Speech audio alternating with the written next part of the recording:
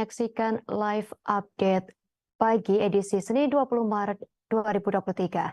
Pagi ini kami akan menyajikan informasi teraktual dan terpercaya dari berbagai wilayah di Indonesia. Bersama saya Justina Kartika, inilah live update pagi selengkapnya.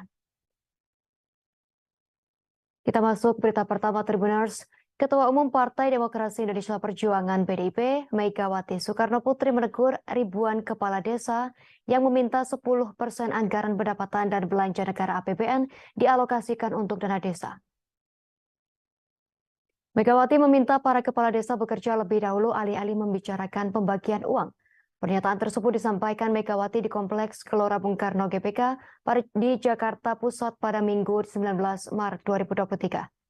Megawati mencontohkan semangat Presiden Soekarno dalam memperjuangkan kemerdekaan Indonesia untuk seluruh rakyat. Ia berharap para kepala desa bisa mewujudkan cita-cita pembangunan dengan bekerja keras dan tulus. Sebelumnya, para kepala desa meminta kenaikan dana desa pada peringatan 9 tahun Undang-Undang Desa. Mereka menuntut dana desa setara dengan 10% dari APBN. Megawati juga mengaku prihatin banyak kepala desa yang masih melakukan demonstrasi. Menurutnya mereka bisa datang baik-baik kepada para menteri maupun DPR. Megawati membenarkan bahwa hak untuk melakukan demonstrasi dijamin dalam sistem demokrasi. Namun, Mega berujar masih terdapat cara musyawarah mufakat. Ia meminta kepala desa untuk berhenti demonstrasi menuntut kenaikan jumlah dana desa. Mega menyarankan kepala desa menemui anggota DPR secara baik-baik. Sebagai informasi, Menteri Keuangan Sri Mulyani Indrawati menyiapkan dana APBN sebesar Rp3.061,2 untuk tahun 2023. Artinya 10% dari APBN mencapai sekitar Rp300 triliun. Tahun ini anggaran dana desa mencapai 70 triliun dari total APBN sekira 3.000 triliun. Jumlah dana desa bisa melesat ke Rp300 triliun bila tuntutan para kades dikabulkan.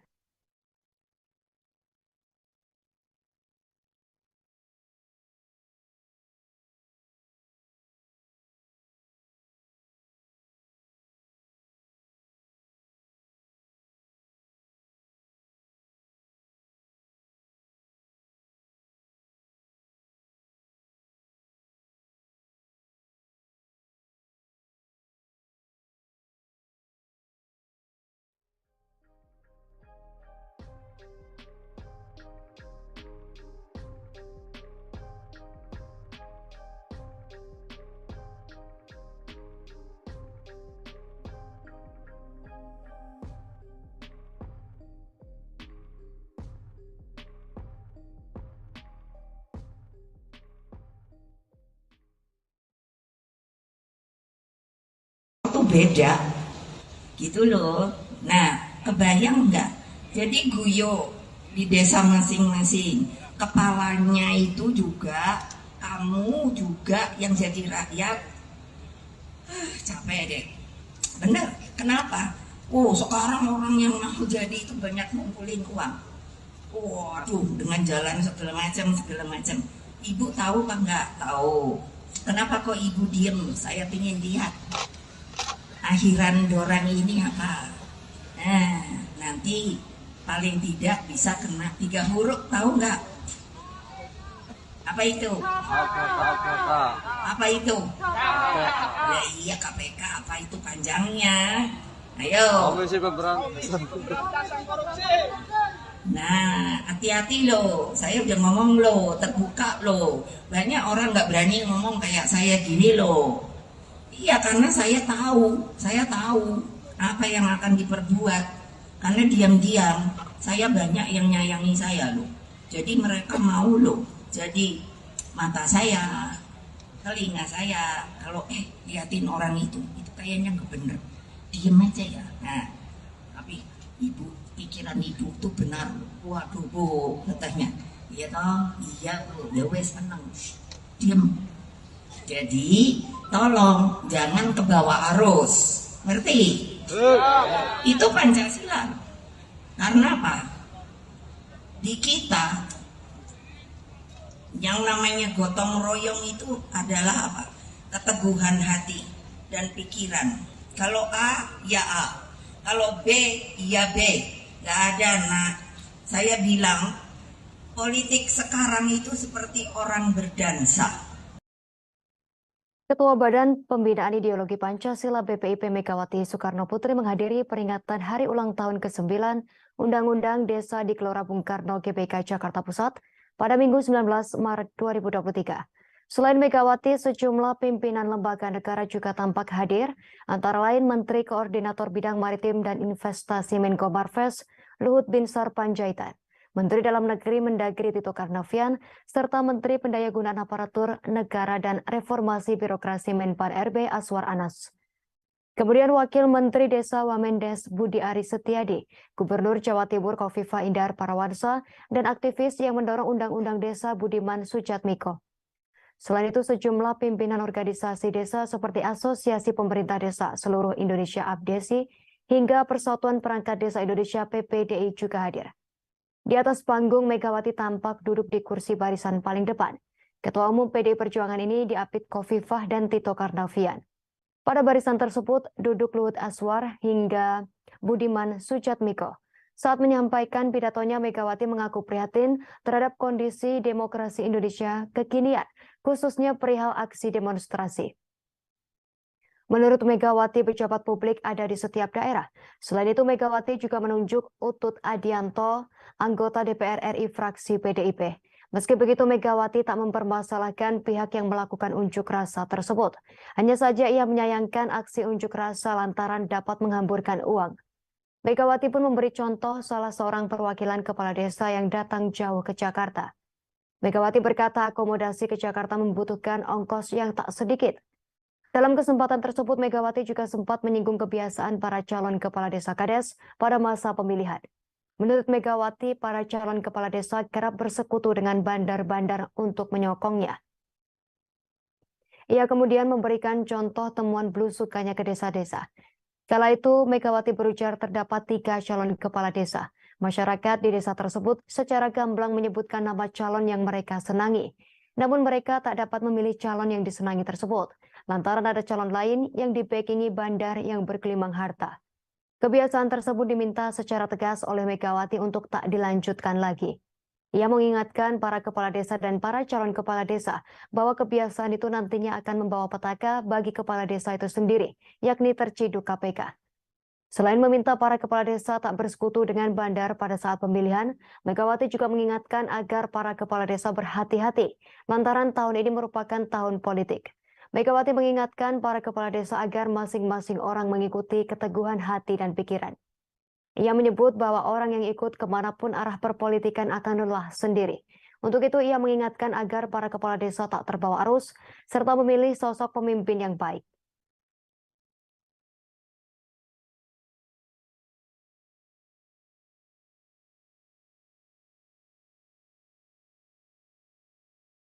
Iya dong, sudahlah, ibu sedang mikir, prihatin dong.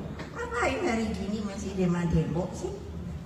Nggak usah, ini ada. Katanya ini pimpinan, suruh baik-baik datang. Ini Pak Utut ada, ini juga dari DPR, datang baik-baik. Ngapain kalian? Mau bukannya apa? Katanya ibu, namanya demokrasi, orang boleh dong demo, yes. Tapi tidak begini caranya. Karena sudah buang duit. Tadi dibilang datangkan ke sini, yang paling banyak duitnya lapor sama ini adalah Jawa Timur. Karena Pak angkutannya 3 kali. Kuping ibu kok nggak dengar banget. Ketua Umum PDIP Megawati Soekarno Putri meluapkan keluh kesah mengenai pemberitaan dirinya di media massa. Keluh kesah tersebut disampaikannya saat memberikan arahan sebagai Ketua Badan Pembinaan Ideologi Pancasila BPIP. Megawati melontarkan keluh kesah pada hari ulang tahun ke-9 Undang-Undang Nomor 6 Tahun 2014 tentang desa yang diselenggarakan Asosiasi Pemerintah Desa Seluruh Indonesia APDESI pada Minggu 19 Maret 2023. Awalnya Megawati menyinggung politisi yang bermain 2 kaki menjelang pemilu 2024. Bahkan ia menyebut politisi yang bersikap demikian sebagai orang munafik. Menurutnya hal tersebut berbanding terbalik dengannya yang terang-terangan menyatakan sikap di hadapan publik. Megawati kemudian menyadari bahwa ucapannya tersebut berpotensi viral. Namun ia merasa sudah kebal menghadapi berbagai pemberitaan yang dianggapnya sebagai perundungan. Selain merasa dibully atau dirundung, Megawati juga mengaku tahu bahwa wartawan seperti itu merupakan suruhan pihak tertentu. Sikap seperti itu juga dianggap Megawati tak mencerminkan nilai-nilai Pancasila dan kode etik jurnalistik. Saat berbicara di hadapan ribuan kepala desa yang menjadi hadirin, Megawati berkelakar mengenai Presiden Republik Indonesia Joko Widodo atau Jokowi yang semakin kurus karena pusing mengurus negara. Ia pun meminta kepada hadirin untuk memilih pemimpin orang baik seperti Jokowi di pemilu mendatang. Lebih lanjut, Megawati berseloroh ia bisa menggugat media dan wartawan yang dinilai merunduk. Namun ia mengaku tak akan melakukannya karena kasihan. Dalam acara tersebut, Megawati juga memperkenalkan salam Pancasila. Ia menyebut semua orang yang mengaku Pancasilais semestinya mempraktikkan salam tersebut saat menggelar pertemuan. Megawati pun menyampaikan warga negara Indonesia yang mempunyai asas Pancasila seharusnya memiliki pendirian dan tak mudah dipecah belah.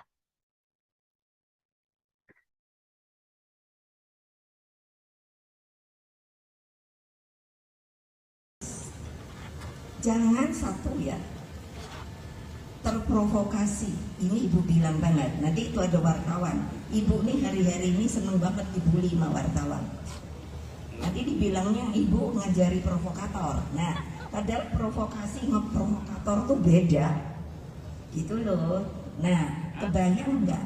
Jadi guyo di desa masing-masing. Kepalanya itu juga, kamu juga yang jadi rakyat. Capek deh. Direktur Reserse Kriminal Umum Polda Metro Jaya Kombes Pol Hengki Haryadi mengatakan Mario Dendi Satrio berusia 20 tahun sempat mengirimkan video penganiayaan terhadap Kritalino David Ozora 17 tahun yang tersimpan di handphonenya kepada 3 orang. Akibat ulahnya tersebut, Mario Dendi bukan hanya terancam terjerat penganiayaan berat. Video tersebut dikirim Mario Dendi sebelum ditangkap di Polsek Pesanggerahan.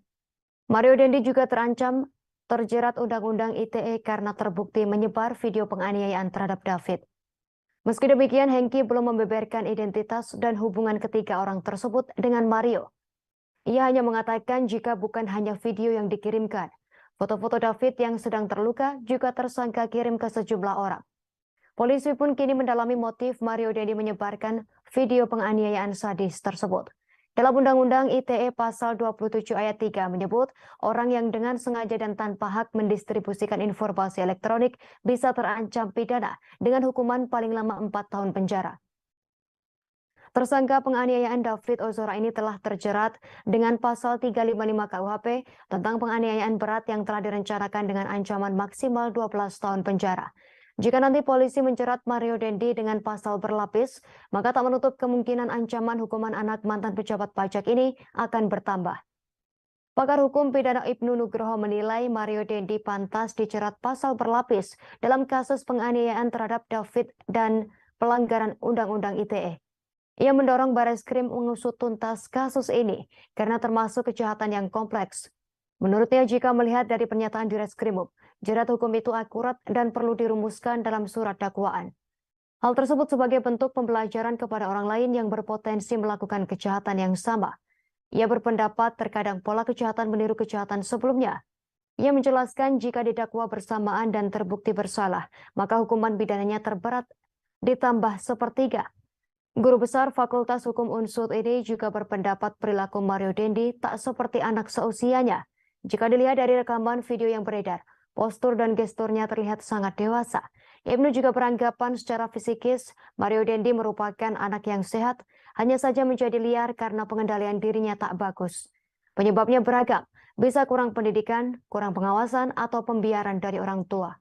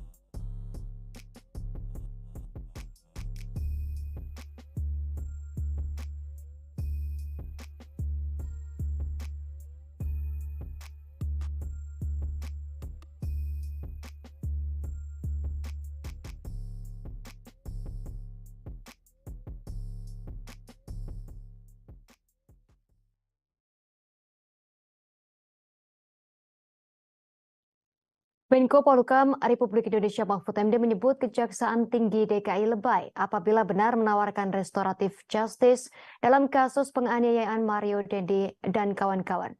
Di akun Twitternya, Menko Polhukam Mahfud MD menyoroti isu Kejati DKI Jakarta yang hendak menawarkan restoratif justice kepada keluarga korban David Ozora atas kasus penganiayaan berat tersebut. Menurut Mahfud MD, di dunia hukum Indonesia, tak semua tindak pidana bisa memakai restoratif justice. Misalnya saja pasal yang dipakai untuk menjerat Mario Dendi masuk tindak pidana berat. Sehingga sudah jelas tak bisa diselesaikan atau ditawari untuk restoratif justice. Sebagai informasi, restoratif justice adalah salah satu prinsip penegakan hukum dalam penyelesaian perkara pidana. Restoratif justice dapat dijadikan instrumen pemulihan dan sudah dilaksanakan oleh kepolisian, kejaksaan, dan Mahkamah Agung atau MA dalam bentuk pemberlakuan kebijakan. Adapun perkara pidana yang dapat diselesaikan dengan restoratif justice adalah pada perkara tindak pidana ringan. Sebagaimana diatur dalam pasal 364, 373, 379, 384, 407, dan 483 Kitab Undang-Undang Hukum Pidana KUHP.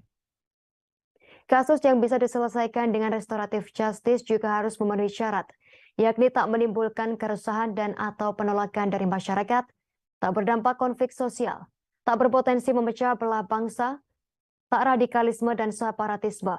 Kemudian, bukan pelaku pengulangan tindak pidana berdasarkan putusan pengadilan. Selanjutnya, bukan tindak pidana terorisme, tindak pidana terhadap keamanan negara, tindak pidana korupsi, dan tindak pidana terhadap nyawa orang. Diketahui sebelumnya Kejaksaan Tinggi Kejati DKI Jakarta menawarkan restoratif justice dalam menyelesaikan kasus penganiayaan oleh Mario Dendi Satrio terhadap David Ozora. Hal tersebut dikatakan oleh Kepala Kejaksaan Tinggi Kejati DKI Jakarta, Reda Mantovani, selepas menjenguk David di Rumah Sakit Mayapada Kuningan, Jakarta Selatan pada Kamis 17 Maret 2023 lalu. Reda mengungkapkan penawaran untuk restoratif justice dilakukan sesuai dengan hukum acara yang berlaku. Namun, Reda mengembalikan keputusan terkait restoratif justice kepada keluarga David.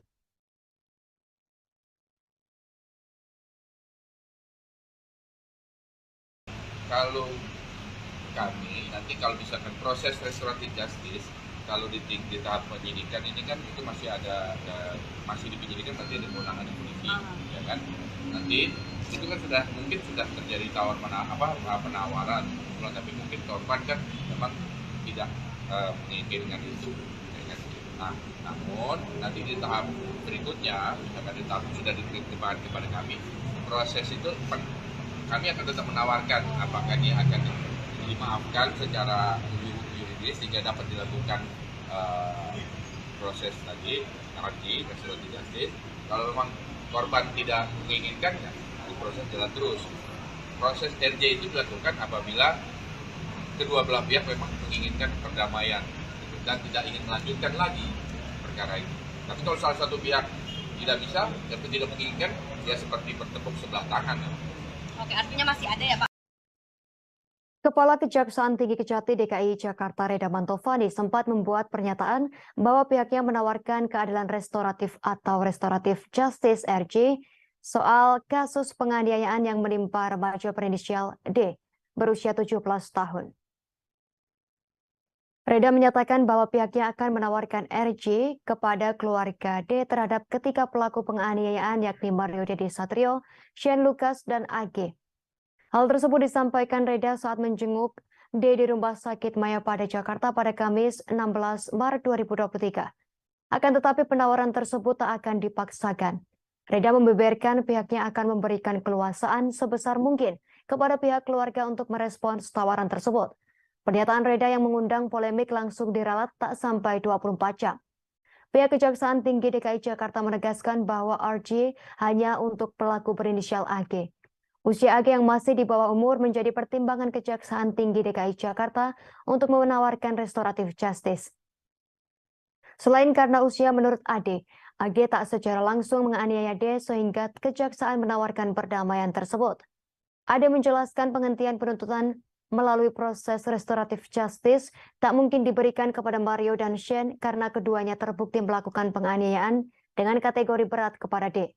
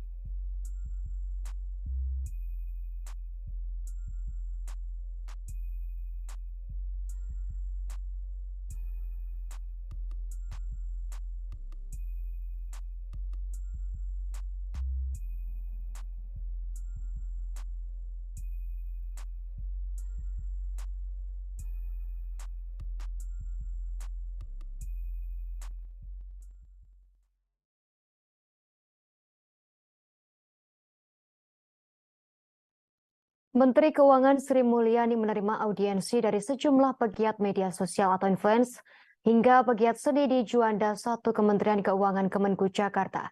Namun ternyata langkah tersebut menuai banyak kritik. Sri Mulyani dianggap ingin merangkul para influencer karena masifnya serangan ke Kementerian Keuangan semenjak disorotnya kekayaan sejumlah pejabat.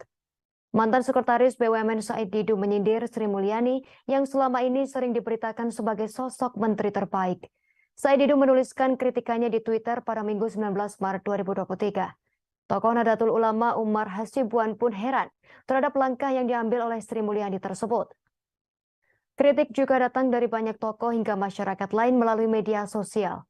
Satu di antaranya disampaikan oleh Sofwan Albana yang heran dengan langkah Sri Mulyani bicara terkait kebijakan di depan para influencer. Dalam keterangan yang diterima, pertemuan tersebut dihadiri Rudy Valinka, De Lestari, Bintang Emot, Babe Cabita, selanjutnya Marcel Siahaan, Chandra Darusman, Felicia Ciasaka, Richard Sambera, Dr. Tirta, Mazini, serta Guntur Romli.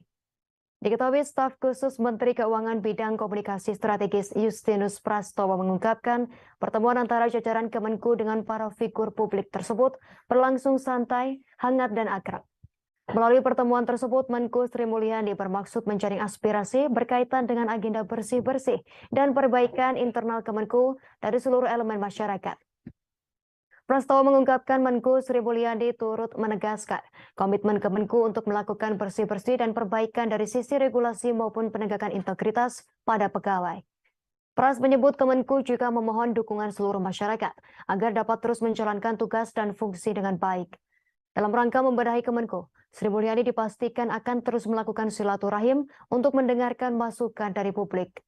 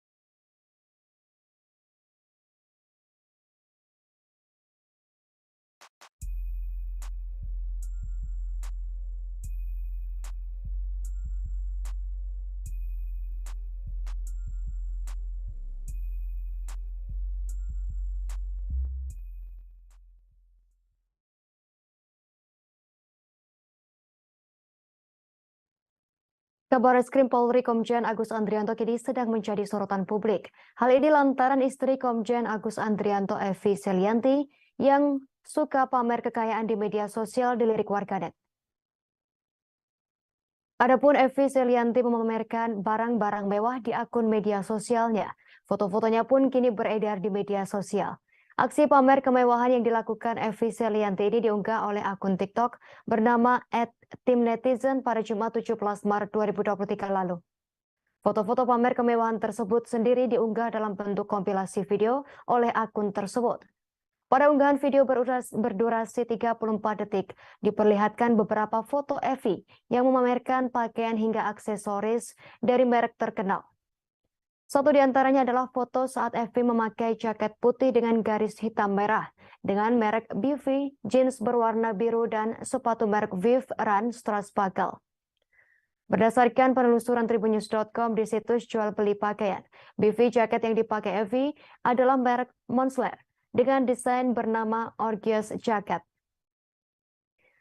Adapun harga jaket tersebut mencapai $1.050 Amerika Serikat atau seharga 16,1 juta rupiah. Sementara harga sepatu yang dipakai oleh Evi berdasarkan penelusuran di situs voila.id seharga 15,2 juta rupiah. Kemudian masih berdasarkan kompilasi foto dalam video tersebut, ada pula unggahan Evi bersama Agus tengah berlibur di Museum Louvre Paris. Selain itu, kacamata yang dipakai Evi dan Agus pun menjadi sorotan lantaran dibuat oleh dua merek terkenal yakni Gucci dan LV. Untuk kacamata yang dipakai Evi adalah berjenis Gucci GG0083S Woman Sunglasses dengan harga asli $420 Amerika Serikat atau sekira 6,4 juta rupiah, dikutip dari laman nickmode.com. Hanya saja mengalami diskon menjadi $172 Amerika Serikat atau 2,6 juta rupiah. Sementara kacamata yang dipakai Agus adalah merek LV model MNG Reveal Pilot Sunglasses dengan harga $980 Amerika Serikat atau 15 juta rupiah. Sebagai informasi, Agus Andrianto adalah Jenderal Bintang 3 di Polri dan menjabat sebagai Kabareskrim Polri. Sehingga pangkat yang diemban oleh Agus adalah Komisaris Jenderal atau Komjen. Berdasarkan Peraturan Pemerintah PP Nomor 17 Tahun 2019 tentang perubahan ke-12 atas Peraturan Pemerintah Nomor 29 Tahun 2001 tentang Peraturan Gaji Anggota Kepolisian Negara Republik Indonesia, gaji pokok yang diterima Agus sebagai Kabareskrim dalam rentang Rp5.079.300 hingga Rp5.930.800. Sementara untuk tunjangan kinerja Tukin yang diterima Agus dengan pangkat Jenderal Bintang 3 tertuang dalam Peraturan Presiden Perpres Nomor 103 Tahun 2018 tentang tunjangan kinerja pegawai di lingkungan Kepolisian Negara Republik Indonesia. Menurut Perpres tersebut, tak tertulis secara rinci Tukin yang diterima oleh Agus sebagai Kabareskrim dengan pangkat Jenderal Bintang 3. Namun Tukin yang tertulis dalam Jenderal Bintang 3 hanyalah Wakapolri dengan jumlah sebesar 34,9 juta rupiah. Sehingga bisa diperkirakan Tukin yang diterima oleh Agus sebagai Kabareskrim sama dengan Wakapolri. Lalu ketika dijumlahkan total gaji yang diterima Agus diperkirakan mencapai 39,9 juta rupiah.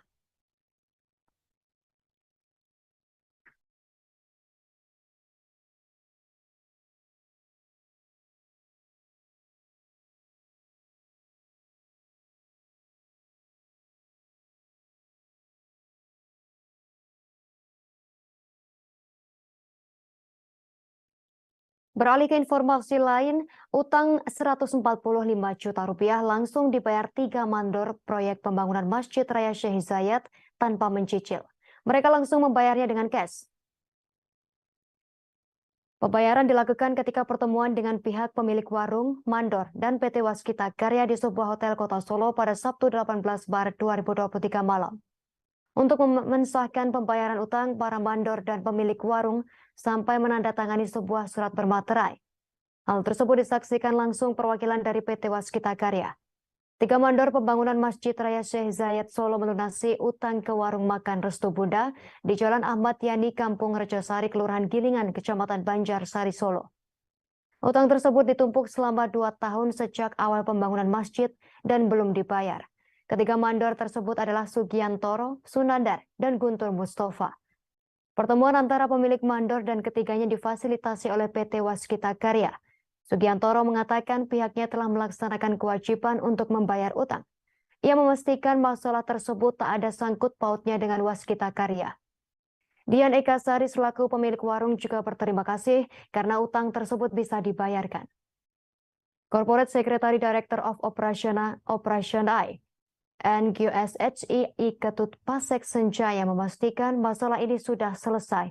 Ketut Pasek memastikan masalah tersebut bukan merupakan tanggung jawab Waskita Karya, tetapi komitmen membantu menyelesaikan.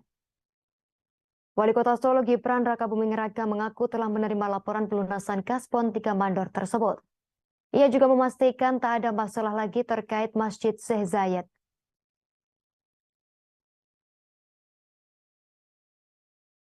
Satu mandor 65 juta, yang kedua 50-an sekian, yang ketiga 35 tapi udah dicicil tinggal 30-an.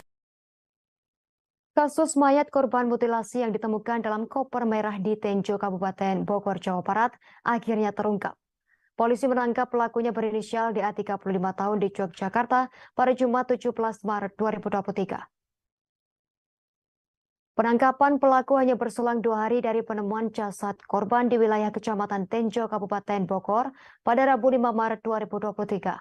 Pembunuhan disertai mutilasi tersebut dilatar belakangi asmara sesama jenis dan ekonomi. Korban diketahui berinisial RD 43 tahun, warga asli Medan, Sumatera Utara yang berdomisili di kawasan Tangerang. Dari penangkapan pelaku terungkap awal mula pertemuan korban hingga dilakukan pembunuhan dan mutilasi. Pelaku DA diketahui berprofesi sebagai driver ojek online, sementara korban RD berprofesi sebagai translator bahasa Mandarin. Kisah asmara sesama jenis korban dan pelaku berawal dari pertemuan tak disengaja. Dari pertemuan tersebut, keduanya merasa cocok hingga menjadi pelanggan. Kemudian keduanya pun memutuskan untuk tinggal bersama di sebuah apartemen kawasan Cisauk, Kabupaten Tangerang. Apartemen tersebut disewa oleh korban. Selama 4 bulan tinggal bersama, awalnya tak ada perseteruan berarti. Hingga akhirnya Selasa 14 Maret 2023 malam, keduanya terlibat perseteruan. Pemicunya lantaran pelaku DA menolak menuruti permintaan R melakukan hubungan seksual. Emosi DA lantas menusuk leher R menggunakan pisau. Setelah dipastikan tewas, lantas tersangka memotong tubuh korban menjadi beberapa bagian menggunakan mesin gerindar. Setelah upaya pelaku memotong tubuh korban menggunakan pisau kecil tak berhasil. Setelah berhasil melakukan mutilasi, potongan tubuh dan tangan korban kemudian dimasukkan ke dalam koper merah. Koper tersebut lantas dibuang di Tenjo, Kabupaten Bogor. Sementara bagian kepala dan kakinya dimasukkan ke plastik hitam kemudian dibuang di Sungai Cimanjuri, Tangerang. Setelah membuang jasad korban, pelaku lantas melarikan diri ke wilayah Yogyakarta. Menurut Iman Imanuddin, tersangka DA memang sengaja memotong tubuh korban menjadi beberapa bagian. Hal tersebut lantaran tersangka khawatir cara menghilangkannya karena badan korban cukup besar. Kemudian dimasukkan ke dalam koper hingga dimutilasi agar muat.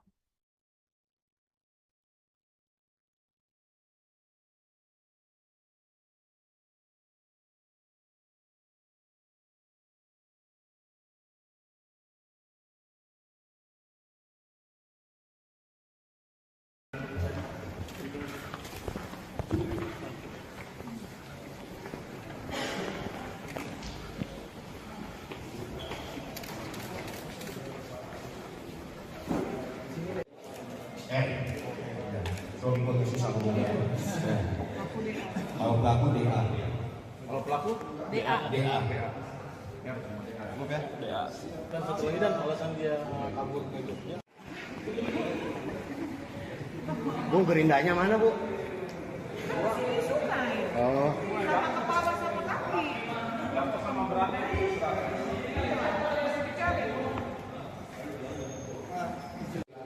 Secara spesifik kita masih berdua sama inisial korban.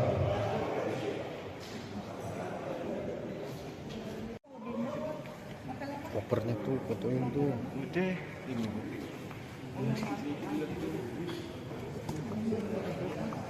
Alat yang digunakan motong banget. Iya.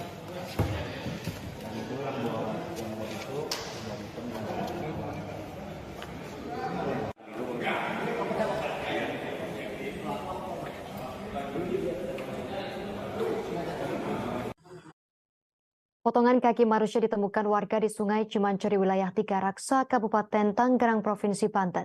Potongan kaki manusia tersebut diduga merupakan bagian dari potongan tubuh korban mutilasi yang ditemukan di wilayah Tenjo, Kabupaten Bogor, berinisial R 43 tahun, yang dibuang secara terpisah oleh pelaku pembunuhan berinisial DA 33 tahun. Ia menjelaskan bahwa awalnya potongan kaki manusia tersebut ditemukan warga mengambang di aliran Sungai Cimanjuri pada Sabtu 18 Maret 2023 siang, sekira pukul 12:20 waktu Indonesia Barat. Namun saksi warga ini saat itu tak langsung menaruh curiga.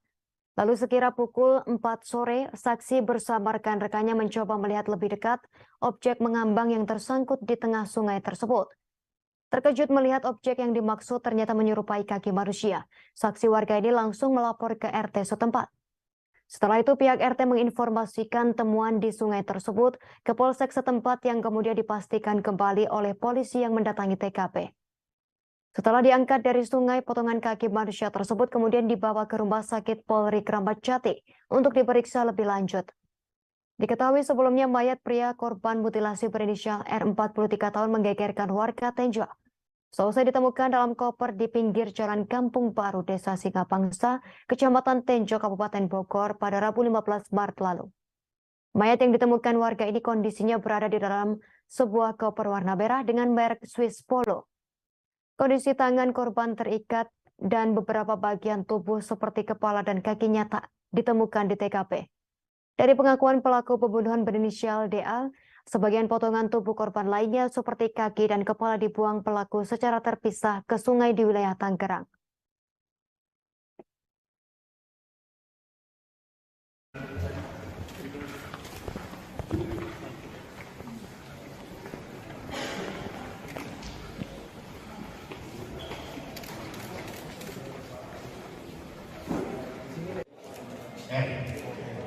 Suami pengusus aku kalau pelaku DA. Kalau pelaku DA. Oke. DA. Dan satu lagi dan alasan dia kabur ngikutnya. Bu, gerindanya mana, Bu? Oh.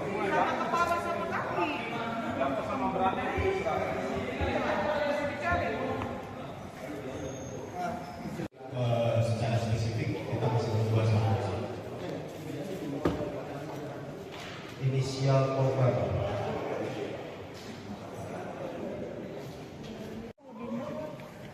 Kopernya tuh, fotoin tuh. Udah. Ini.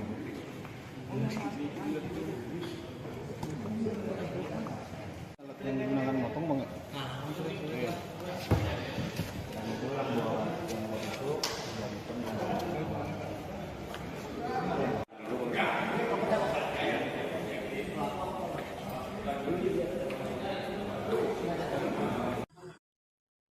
Kita ke berita lainnya, Tribuners. Pihak Bandara Kuala Namu menanggapi percekcokan yang terjadi antara penumpang dengan petugas di Bandara Kuala Namu gara-gara membawa oleh-oleh Bika Ambon yang berlebih dan harus membayar 2 juta rupiah.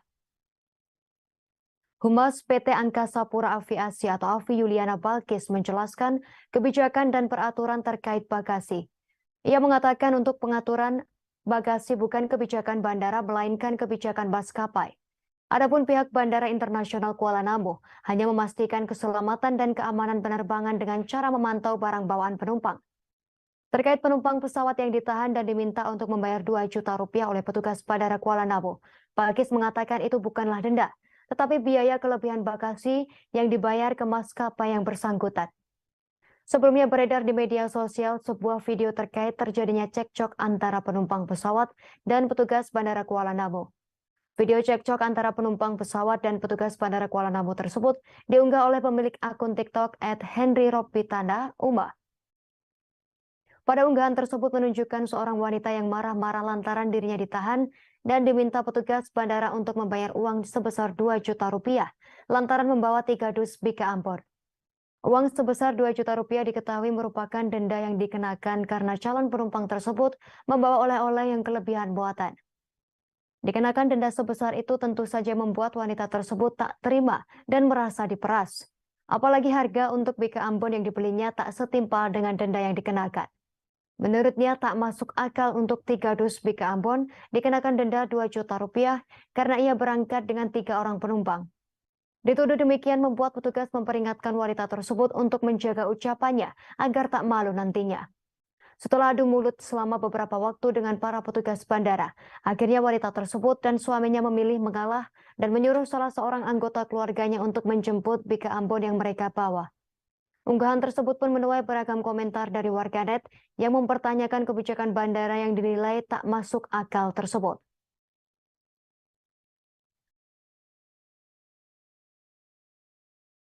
Coba Bapak namanya siapa? Pak, jangan pergi. Sini. Ayo kamu sama saya berdiri sini, Sir. Ibu bakar kan? Saya nggak bisa 2 juta, saya nggak bisa bayar. Saya beli oleh-oleh masa suruh bayar 2 juta? Kamu meres ya? Meres saya?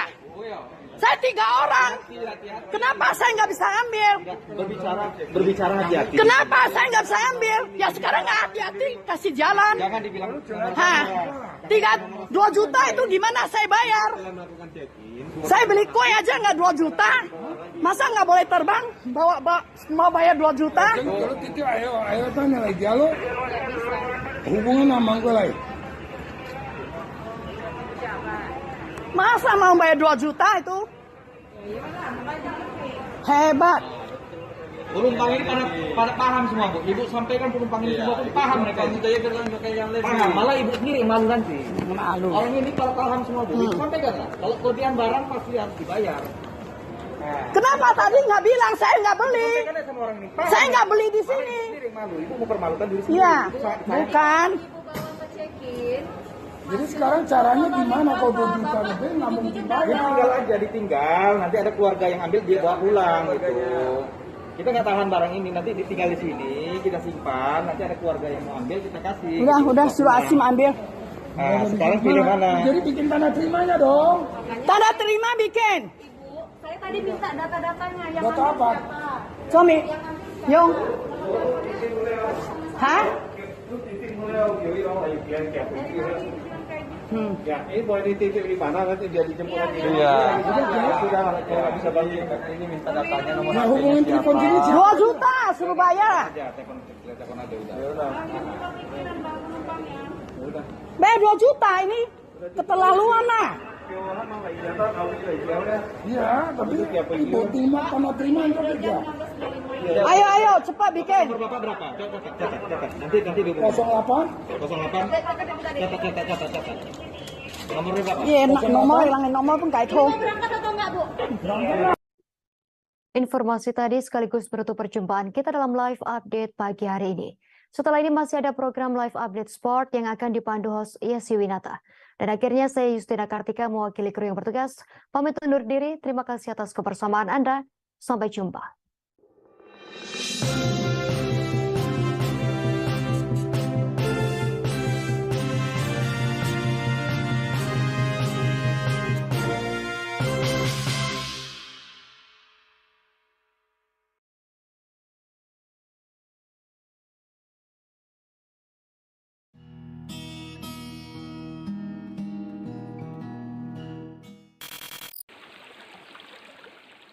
Menikmati indahnya Pantai Carocok Painan.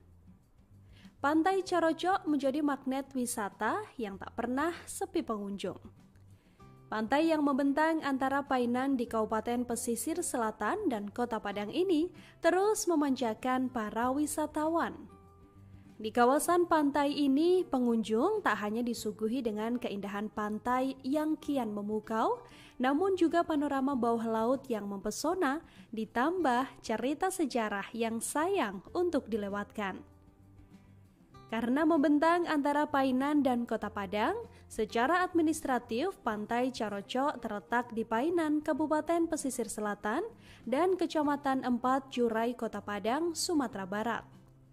Pantai ini berjarak 2 km dari Pasar Painan. Sementara dari Kota Padang, objek wisata ini berjarak sekitar 75 km atau 2 jam perjalanan darat. Pantai Carocok Painan memiliki jembatan yang menghubungkan dengan Pulau Batu Kareta.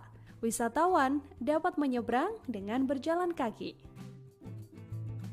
Tak jauh dari Pulau Batu Kareta, wisatawan juga dapat menyeberang ke Pulau Cingkuak menggunakan perahu. Biaya yang dibutuhkan adalah Rp20.000 per orang untuk pergi dan juga pulang.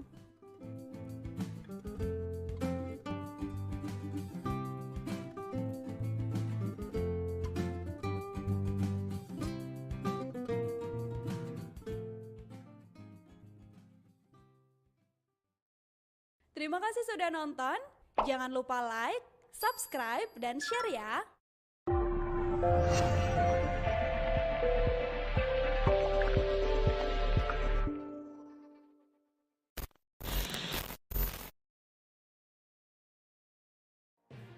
Tribun News Live Update.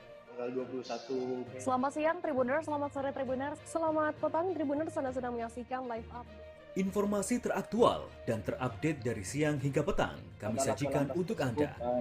Menewaskan 2 orang penumpang, yang mana kedua penumpang. Kami perdalam dengan laporan langsung dari lokasi kejadian dan narasumber terpercaya. Benar-benar menghukum mereka-mereka yang terlibat. Menghentikan terduga pelaku yang ingin laporan terkait peristiwa pompong hilang kontak menabrak sejumlah pemotor yang melintas tepat. Saksikan live update siang, sore, dan petang hanya di channel YouTube Tribunnews.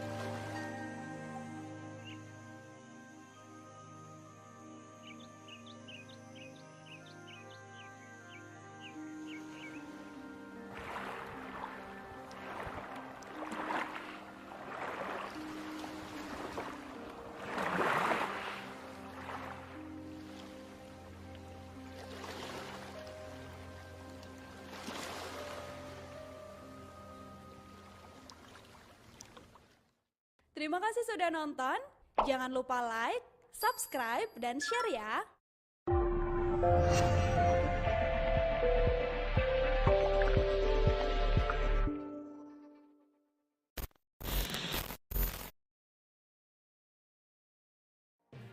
Tribunnews Live Update. Tanggal 21. Selamat siang Tribuners, selamat sore Tribuners, selamat petang Tribuners, Anda sedang menyaksikan live update. Informasi teraktual dan terupdate dari siang hingga petang kami sajikan untuk Anda. Menewaskan 2 orang penumpang, yang mana kedua penumpang. Kami perdalam dengan laporan langsung dari lokasi kejadian dan narasumber terpercaya. Benar-benar menghukum mereka-mereka yang terlibat. Menghentikan terduga pelaku yang ingin Laporan terkait peristiwa pompong hilang kontak menabrak sejumlah pemotor yang melintas tepat. Saksikan live update siang, sore, dan petang hanya di channel YouTube Tribunnews.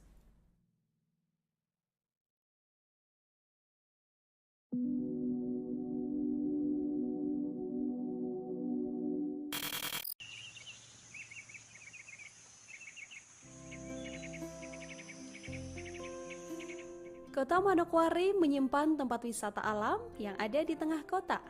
Seperti misalnya Taman Wisata Alam Gunung Meja yang berlokasi di Jalan Brawijaya nomor 40 Manokwari Timur, Distrik Manokwari Barat, Kabupaten Manokwari. Taman Wisata Alam Gunung Meja memiliki luas 500 hektar dan berfungsi sebagai paru-paru kota Manokwari sejak zaman penjajahan Belanda dan Jepang. Taman wisata ini juga merupakan hutan lindung serta hutan penelitian. Kawasan wisata ini juga merupakan rumah bagi flora dan fauna yang cukup beragam. Kawasan taman wisata ini sangat cocok untuk aktivitas hiking hingga rekreasi.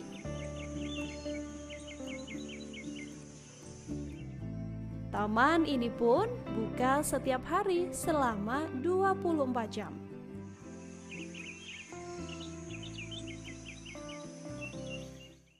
Terima kasih sudah nonton. Jangan lupa like, subscribe, dan share ya.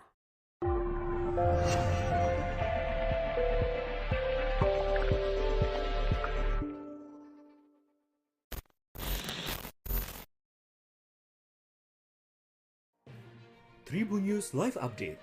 Tanggal 21. Selamat siang Tribuners, selamat sore Tribuners, selamat petang Tribuners, Anda sedang menyaksikan live update. Informasi teraktual dan terupdate dari siang hingga petang kami sajikan untuk Anda. Menewaskan 2 orang penumpang, yang mana kedua penumpang. Kami perdalam dengan laporan langsung dari lokasi kejadian dan narasumber terpercaya. Benar-benar menghukum mereka-mereka yang terlibat. Menghentikan terduga pelaku yang ingin Laporan terkait peristiwa pompong hilang kontak menabrak sejumlah pemotor yang melintas tepat. Saksikan live update siang, sore, dan petang hanya di channel YouTube Tribun News.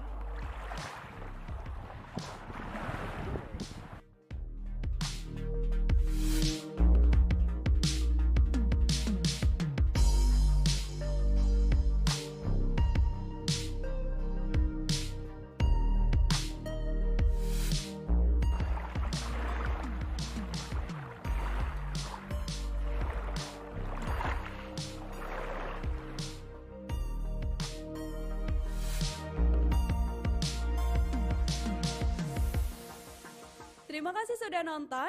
Jangan lupa like, subscribe, dan share ya.